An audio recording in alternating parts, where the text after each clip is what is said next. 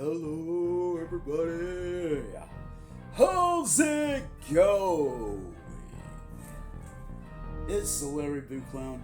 I hope you're having a great day, night, or evening, morning, afternoon, whatever time it is, wherever you are. Anyway, I'm here to give my top 3 Simpsons Treehouse of Horror episode, or segments, not episodes. Just the little segments, the little 5-minute, 7-minute segments that each one of them have.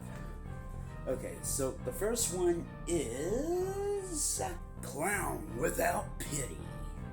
So in this episode, it starts off with the Simpsons hosting a Halloween party. They're doing the lights out, pass around food that feels like body parts or whatever, and Homer's just eating everything, and Marge is like, does anyone have a ghost story? Lisa's like, I do. It's about a boy and his doll. Homer's like, that's not scary. And Lisa's like, the doll from hell. Or whatever.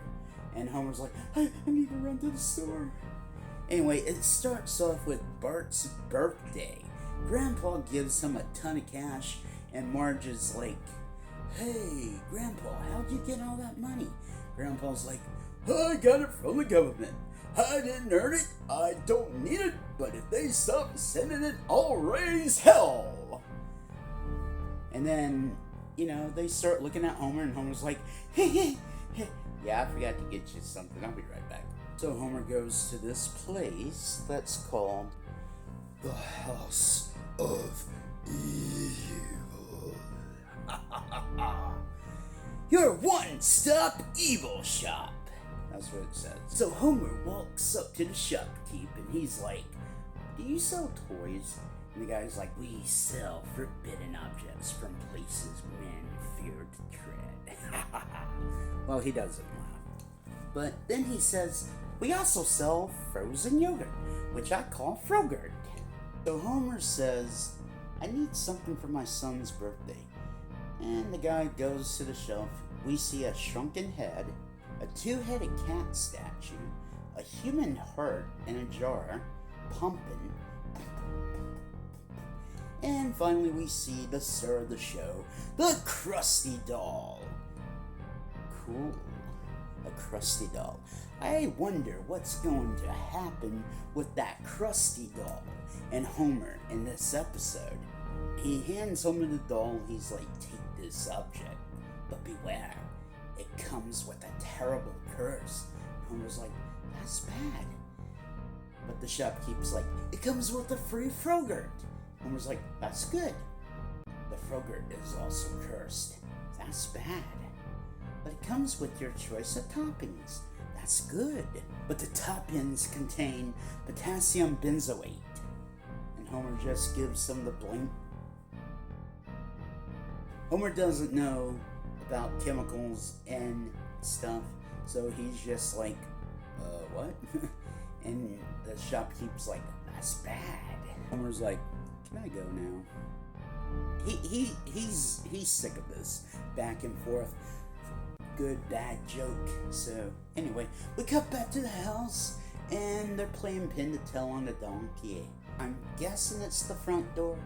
And Homer, he barges in, knocks out Millhouse because, who gives a hoot about the Van Hootens?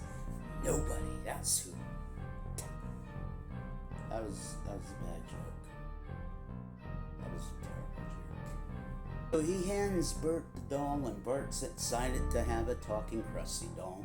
He gives Homer a hug, and it all seems very, very heartwarming and blah, blah, blah, blah, blah. All lovey-dovey, blah, blah, blah, blah, blah, blah. And, I think this is a good episode so far because it's showing that even if a doll is cursed, that doesn't mean that any bad things are gonna happen, right? Right? Suddenly, Grandpa, who seemingly knows what's up, is like, that doll is evil, I tell ya. That doll is evil, I tell ya. Evil. I can't do it good, Abe Simpson, I'm sorry. But, I tried. Give me credit. Give me a like for trying. Like for trying. Comment for trying. Subscribe for trying. Please. Okay, so apparently Grandpa doesn't know what's up because he called everything evil, and he just wants attention because he's a lonely old man who, probably doesn't have a lot of friends who are still living, and, the family doesn't seem to really care about him. So Homer is watching TV in the next scene, and Kent Brockman is saying that Springfield's air is only dangerous to the elderly and children. And Homer's like, woohoo! Homer sees the doll on the couch next to him. He grabs it, pulls the string, and it says, I'm Krusty the Clown, and I don't like you very much. And then Homer laughs because, if something told me, I don't like you very much, I'd be like, that's funny. And then the doll's like, I'm Krusty the Clown and I'm going to kill you. And Homer's like, I didn't even pull the string that time. And the doll's like, I'm going to kill you, Homer Simpson. Homer starts, freaking out. The family runs in, the doll's still. And, Homer's like, that doll's trying to kill me. And everyone's like, okay, Homer's finally gone crazy. They leave him alone, and the doll starts approaching Homer, laughing as he does it.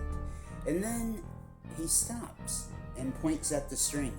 And Homer, being the polite gentleman that he is, pulls the string, allowing the doll to attack him. Hi everyone, this is Larry. I'm editing the video. The doll doesn't actually attack him. The doll just keeps laughing while Homer's on the couch looking scared. Next scene is Homer's in the bathtub, and he's singing, my baloney has a first name, it's H.M. And he's just spelling out his name. He's not singing the Oscar Mayer song or whatever. He's just saying his name over and over, and the doll attacks him with a harpoon. He gets out of the way. He runs through the kitchen naked, where Marge is sitting with Patty and Selma, and Patty says, there goes the last thread of my heterosexuality.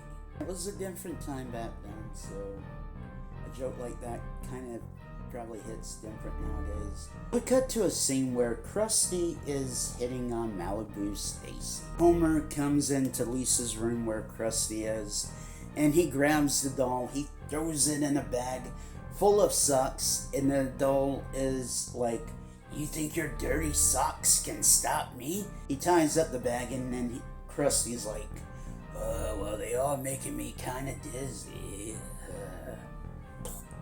And he throws the bag in a briefcase. He ties up with a chain, and then he goes to a bottomless pit where there's a bunch of bad stuff going on. Like there's a corpse being thrown in there, and then blah blah blah. Bad stuff going into that bottomless pit. So he throws the doll in there, and he thinks it's over. But is it? Homer thinks it's over, but the doll is under the car. Homer opens his front door, and he's like, oh, it's over. But the doll climbs on him, grabs him, blinds him, and says, guess who? And Homer's like, Marge, look, the doll's trying to kill me, and the toaster's been laughing at me. Yeah, that is a line he says, which, why is the toaster laughing at you? I don't even have a toaster, so if you have a toaster, how often do you actually use your toaster? Leave me a comment, let me know. I really want to know how often people use a toaster, because I don't see a need for a toaster. I can just pop whatever I want into the oven for like 15 minutes and, go do something else with my day. So, yeah, let me know if you use your toaster quite often. Leave me a comment, let me know. Doll is rolling with Homer on the floor. He sticks his head in the dog bowl, and Homer's like, ew, dog water. Marge decides to call the hotline on the back of the box and be like, look, your dog is trying to kill my husband. And then they send the guy over. The dog gets its switch flipped to good and says, I love you, Homer. And then they hug. And then at the end of the episode, the Krusty Doll is bringing snacks to Homer, obviously to make amends for his behavior that was probably out of his control. But he's trying to make amends. He's trying to make things right, which is a good lesson in life. Then it ends with Krusty coming home to Malibu Stacy, who he tells about his rough day, and then he's like, it's all worth it to come home to you. Mwah. And then her head falls off. He's like, oh, let me get that for you. There you go. I mean, not in an evil way either. He's like, oh, you dropped your head. Let me get that for you, darling. There you go, darling. And that was the end of Clown Without Pity. That was from Season 3, Treehouse of Horror 2, by the way. So, moving on, I am going to jump to my second. Well, I'm not really ranking these. They're just 3 that I really enjoy. So, I'm jumping to Season 11, Treehouse of Horror 10. I Know What You Diddly Did. So this segment kicks off with the Simpsons driving in a very foggy area. And Lisa's like, oh, I'm surprised we got away from the horrible vampires. Homer's like, it was worth it to get back our sugar super cereal or whatever. And Homer's like, can't get enough of that sugar crisp. And Marge is like, oh, I'm having a hard time seeing.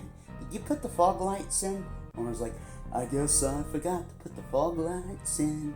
Singing along, like, I guess, the Sugar Crisp song. Marge is like, okay, I'm gonna pull over, blah, blah, blah. And she ends up hitting something. She gets out of the car and she's like, please let it be a dog. Marge, you are very, very wrong for saying that. I just want to say. That is a terrible thing to wish. They get out and they realize, oh, we killed Ned Flanders. And Homer's poking him with the stick. And he's like, yep, he's dead. Yep, he's definitely dead. It's like, even in death, Ned cannot escape Homer's torture. And I felt bad for him for that. But later on, I will not feel bad for him.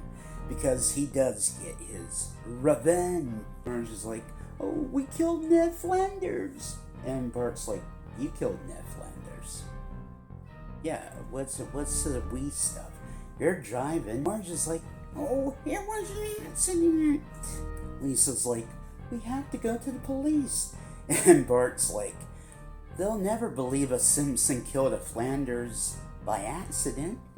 Which, they probably would not. Homer's like, I've got a plan.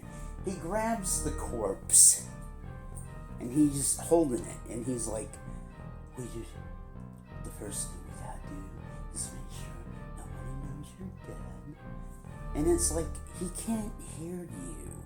Just go on with your plan.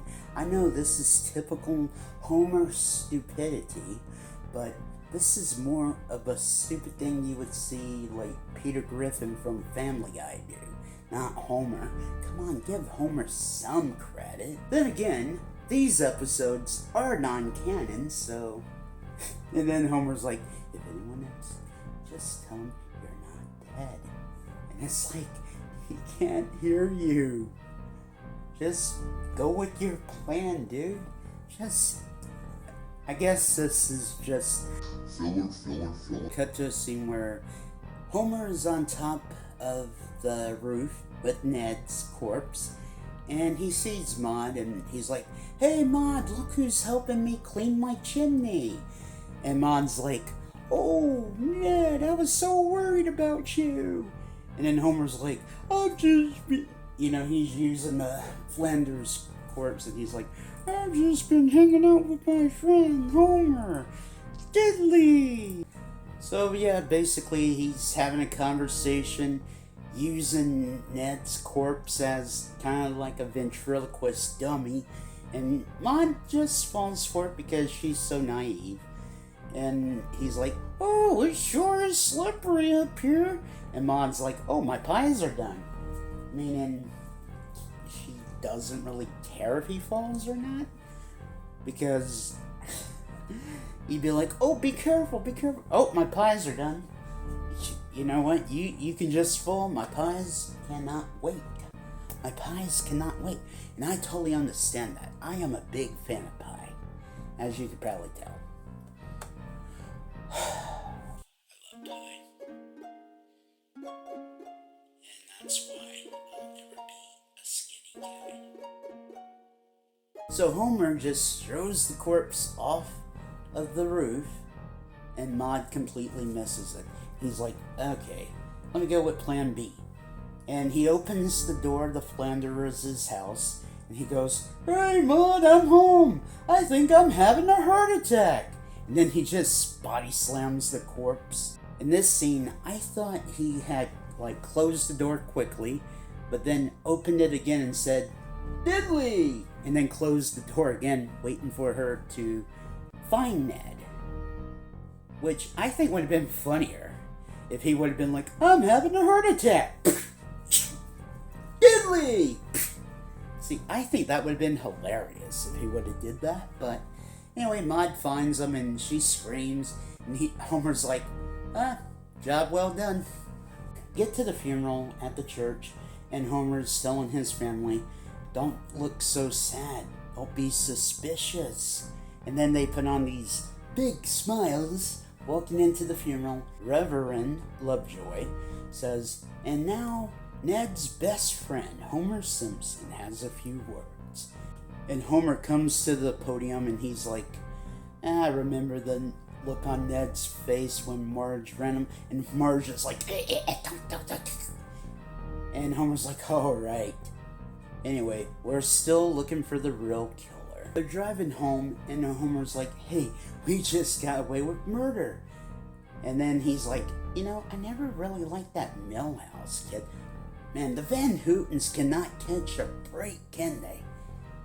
Anyway, Marge stops them from killing Millhouse, saying, no, we got away, blah, blah, blah, let's just take it as a win, basically. And then they get home, and there's blood on the door that says, I know what you did. And they're freaking out, like, who could know? And then you see a bunch of people just staring at them. You got Krusty, you got Moe, you got Sherry and Terry. And then Homer's just pointing at her like, and Marge is like, Homer, stop that. So they're in the living room, it's dark, it's rainy, it's spooky, woo! And the phone rings, and Marge is like, who could be calling at this hour? Homer answers and says, who is this? And the voice is like, is this Maud Flanders? Homer's like, no, it's Homer. Never give your name to someone who calls you. Have them tell you who they are looking for first. And then it turns out that it's Moe, and Moe's like, oh, sorry, Homer, I dialed the wrong number. The lights go out, they come back on. There's, I know what you did, written all over the wall. And there's this mysterious person writing it. He's in a black coat, hood. You can't see who it is. And then they run out. They tried to run away, and it's written all over the car. And they tried to escape. The car dies. And this person catches up. So Homer's like, okay, Marge, you go in the abandoned amusement park. Lisa, the pet cemetery. Bart, the roller disco. And I'll go skinny dipping in that lake where teens were murdered 100 years ago tonight. And then he turns to Flanders, and they're like, shocked to see him. And they're like, wait, we thought we killed you. And he's like, you can't kill the undead, silly. So he explains that that night he got hit. Before, he was bitten by a werewolf. So now he's a werewolf. And he was going to eat them, but then they hit him with the car, so he didn't get the chance. And they all have a laugh about it. And then he becomes a werewolf when the full moon is revealed. Ned turns into a werewolf. He gets slobber all over Homer. Homer's like, hey, I wanted the news, not the weather. You know, that old joke. He looks to Marge. He's like, hey, did you hear me, mate? And he notices everyone's running away. And Ned starts eating Homer, meaning he got his revenge. The eating noises stop briefly. And Homer's like, oh, eyes bigger than your stomach, eh, Wolfie? And then you hear, and then Homer's like, no, don't eat me. Anyway, that's the end of that episode. Moving on to the next one from... So the final segment that I'm going to review is Nightmare on Evergreen Terrace, which is a Freddy Krueger reference. Yeah, that's why I'm wearing this. This segment kicks off with Bart and Santa's little helper tossing the frisbee back and forth. And then Santa's little helper talks, which is not weird for a Treehouse of Horror episode. So groundskeeper Willie comes and he's dressed like Freddy Krueger, but instead of the claws, he has a rake. And he says, nice to rake your acquaintance. And he slashes at Bart. Bart wakes up from a dream, but he looks at his abdomen, the front of his body, and he notices he has scratches, and he freaks out. Bart and Lisa are talking about the dream, and then Lisa says, groundskeeper Willie was in my dream too. We find out that Willie had been the groundskeeper, and he disappeared mysteriously. So all the kids are walking up saying, yep, we've all had dreams about him too. You can see that they've been injured by Willie in their dream. And Principal Skinner walks up and he's like, oh kids, there's no mystery about Willie. He just disappeared. Let's hear no more talk about this cover-up. And they're all like, yeah. Principal Skinner first, someone who's a principal, not very intelligent. So we cut to Bart's class where Mrs. Krabappel is handing out tests, and she's like, and the worse you do on these tests, the more funding we get. So don't knock yourself out or whatever. And Martin's like, I'm finished. After she's like, you have 3 hours to complete. And Martin is told, just lay your head down and wait for everyone else to finish. So Martin falls asleep. Oh no, I wonder what's gonna happen. Oh man, this is gonna be scary. So Martin is dreaming that he's the wondrous wizard of Latin. His words, not mine. And he's just skipping up and down the stairs, dancing, being all happy because, he's in a dream and he's living his fantasy. So he's saying, more it he, she, or it dies, which I don't know what that means. I'm not looking it up. So Willie comes out of nowhere with his rake and says, Mortis, you die. And then Martin tries to run away. Willie says, you master a dead tongue, but can you handle a live one? He sticks out his tongue, which grows to catch up with Martin, who's running for his life. And the tongue wraps around him and basically suffocates him, and he dies in class. So they cover up the body with the sheet, and on the way out, the sheet comes off and all the kids are horrified. Bart and Lisa run home and they tell their parents, Mom, Dad, Martin died in school today. And Marge is like, oh, I don't see what that has to do with groundskeeper Willie. And the kids are like, we didn't mention groundskeeper Willie. Apparently, the parents were meeting to discuss misprinted calendars that the school had bought, which had Smarch. They're all like freezing cold. Homer looks at the calendar and he's like, ooh, lousy Smarch weather. Then he sees the thermostat and it says, do not touch Willie. It's supposed to say, do not touch, signed Willie. But there's a joke there that I'm not gonna make because it's kind of not appropriate. And Homer's like, good advice. And then he turns the heat up. We see Willie playing his bagpipes by the furnace, and the furnace just blows up and he catches on fire. Willie runs into the classroom. He's on fire. He's asking for help, and Principal Skinner's like, Mr. Van Houten has the floor.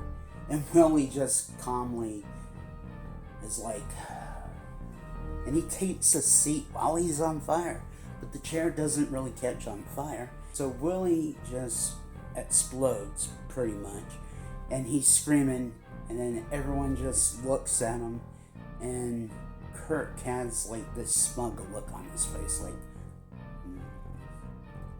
he's smiling at it. And Willie's like, you'll pay for this with your children's blood. And Chief Wiggum's like, oh, how are you gonna get them? Skeleton powers? I'll get them where you cannot protect them.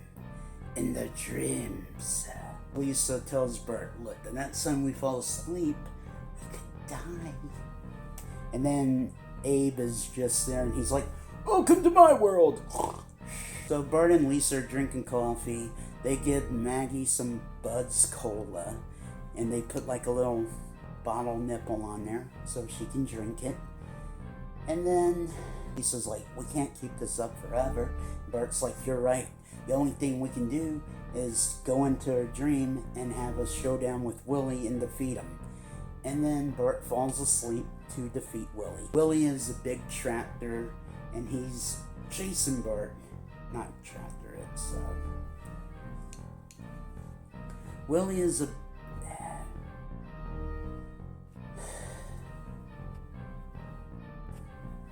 So Willie is basically like a big lawnmower, and Bart's like, oh, the sandbox. And he waters the sandbox, he puts grass over it, makes it look like it's uncut grass, and he tells Willie, hey, you missed the spot. And Willie really doesn't care, he's just trying to get the bird.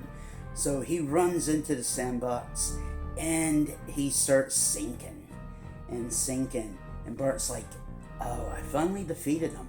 Now I can get back to my real dream. Krusty and me winning the Super Bowl. Krusty shows up, and then suddenly Willie comes out.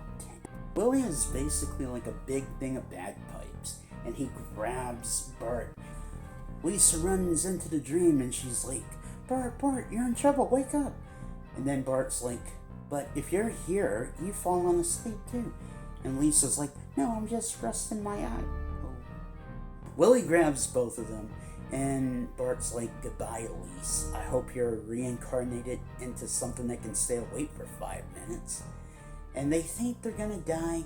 Maggie comes out of nowhere, puts her pacifier in one of the holes in the bagpipe where I guess Willie's breath is. And Willie's like, I can't breathe. And then he just blows up. And then they wake up and then they hug Maggie. Maggie, is the hero. And they walk outside to the front yard. Lisa is like, something tells me Willie's still out there, plotting to kill us in ways we can't even imagine. And a bus pulls up. Willie gets out and he's like, boo! And he's just making all these weird faces. The bus drives away and he's like, oh, I left my gun on the seat. And he's like, wait here, please. I like how polite he is. That's what we need. We need a polite horror film villain who's like, please don't run away. Please stay right there. Willie's running towards the bus to get his gun, and he loses his shoe, and that's the end of that chapter. Anyway, I hope you have enjoyed this video. Please leave a like, a comment, subscribe, all that good stuff. I am working on the background, And yeah, just stick with me for a little bit, right? More to come. Let me know what cartoon you would like to see me review next. I am planning on doing some Christmas episodes for December. I think I might do some Thanksgiving stuff next month. Anyway, thank you for watching. Have a good day, night, evening, morning, afternoon, whatever time it is, wherever you are. Have a good one.